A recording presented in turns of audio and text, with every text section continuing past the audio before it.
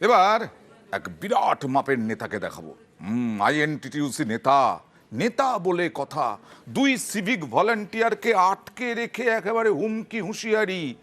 কেন না, তার কিছু হয়েছে আর কি, তাকে কথা শোনেনি, তার জন্য ব্যাজ, সরকার যে ব্যাজ দিয়েছে সেই ব্যাজ ছিঁড়ে নেওয়ারও হুমকি দিলেন।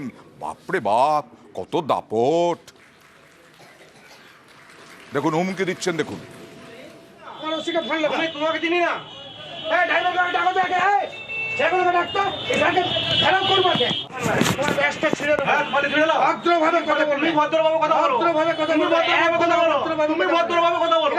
তোমাকে ফোন তুমি আমি কেন কথা বলছি?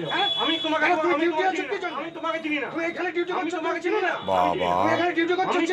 না। এই নেতা আইএনটিটিউসি নেতা, সরকার দিয়েছে যে ব্যাজ, সেই ব্যাজই ছিঁড়ে নেওয়ার হুমকি। কি বলছেন দেখুন এই শেখ ডালিম।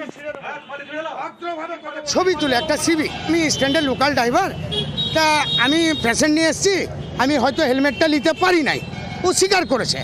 তারপরে ওকে আটকাই, আমার যেখানে নিয়ম আছে আমি সেইটা করব।